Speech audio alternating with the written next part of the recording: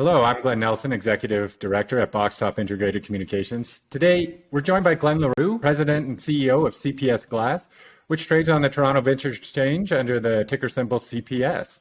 We're fortunate to be speaking with Glenn, who has a host of successes to his name as a seasoned executive with over 40 years' experience. I know his career includes some executive responsibility for a number of startup organizations, as well as the management of large international operations.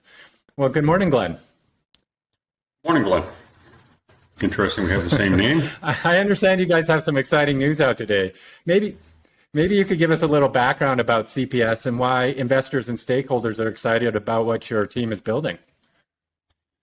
Certainly. CPS is a publicly traded company. It's Canadian Premium Sand officially. That doesn't really speak to where we're taking the company, so we're sort of using the term CPS. But we trade on the Venture Exchange under the symbol CPS rather.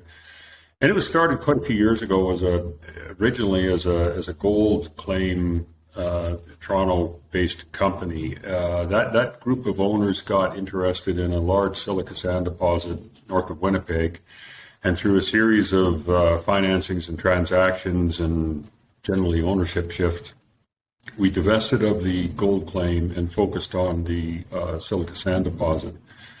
Originally, that silica sand is very high-grade silica sand, and we were focused on that deposit to develop a frac sand supply business to Western Canada. Well, I think we all know what happened to the oil and gas market in 2019, and then COVID hit, and quite frankly, it was a good business plan, but ultimately, through oversupply, a crash in the business, it made us focus on what else we could do with the sand deposit.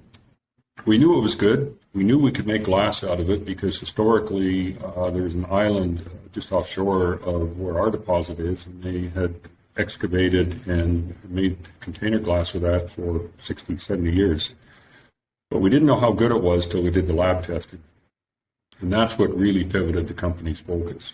We sent samples to Germany, to Australia, a few times and determined that not only could we make very high quality flat glass, but because of the very low iron content of this sand, we can make solar glass for solar panels.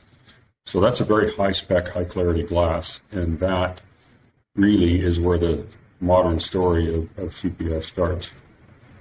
Wow, that seems amazing. So when you're talking about building this facility, are there a lot of facilities in North America, or is this going to be the only facility that's creating pattern solar glass in North America? Because it sounds like it's just amazing that it's such a huge industry that's growing exponentially. Is it the access to that right quality sand that gives you an advantage? Absolutely. Yeah. The sand, there's only 4 other deposits in North America, and 2 of those require the equivalent of acid washing to get the iron content low enough. So these are special deposits. They're not common in North America, and they're certainly not common worldwide. Yes, it was a good question. There's a lot of flat glass made, a lot of architectural glass made in North America. Surprisingly, or maybe not, being Canadian, there isn't a single piece of flat glass of any sort made in this country. The last plant was closed in 2008 by its American owners, and there was historically 1 or 2 in Quebec years ago. Okay.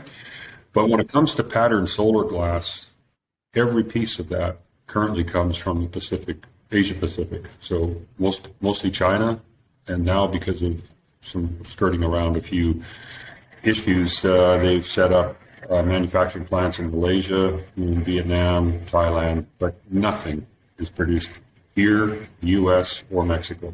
Not a single pane of it. So that's quite an opportunity, and we identified that opportunity through some very rigorous market research and speaking with our potential customer base. And it's like I said, it's almost surprising that there isn't any, but it's a unique product.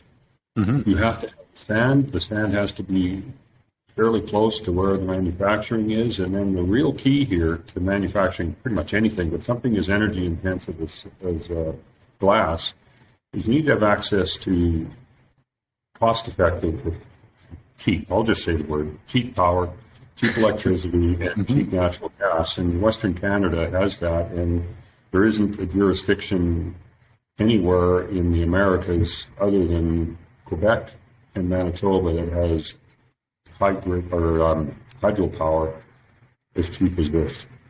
So, and the other really interesting part of that hydropower in Manitoba is that it's approaching 100% renewable. So this is a very unique deposit in a unique geographic area in a unique jurisdiction. And we're going to take advantage of that to the benefit of, obviously, our company, our shareholders, and the province, and quite frankly, the country. So overall, what you're saying is really you're giving kind of investors the opportunity to, sustainably participate even in a key component of one of the big industries that's going to be decarbonizing the electricity grid in North America. Absolutely. Well, not just, the other aspect is we're not only just decarbonizing the grid here in all the initiatives that various countries are doing, but they're trying to decarbonize the entire manufacturing process, which really speaks to the embodied carbon. So if you think about getting, quite frankly, anything, Christmas decorations, if you will, but getting glass from China to anything in North America, the Pacific Ocean is inescapable. You don't air freight something as heavy as glass. It goes on a container ship. Right. That's not without its embodied carbon footprint on that pane of glass. And so we sit here with the ability to produce the glass, and we're no more than 3 days trucking or rail from any one of our customers. And so the embodied carbon that we would have with 100% renewable hydropower, responsibly, you can't get away with not using natural gas, but we have responsibly produced natural gas here. Then you take out the entire embodied carbon footprint of the Pacific Ocean, and we've got a very, very strong value proposition, not just on the logistics and the speed to delivery, but this whole consciousness that and initiatives that we have to avoid carbon offsets in any way we can is there for us. So. Well, that's great, Glenn. Well, thank you very much. I think that's really exciting, and we'll look forward to hearing more updates from you guys as your facility progresses. And so for anybody that's interested in learning more about CPS, you can have a look at their website at cpsglass.com or under their ticker symbol at CPS. Thanks for joining us today, Glenn. You're welcome, and thanks very much for the opportunity, Glenn. Thank you.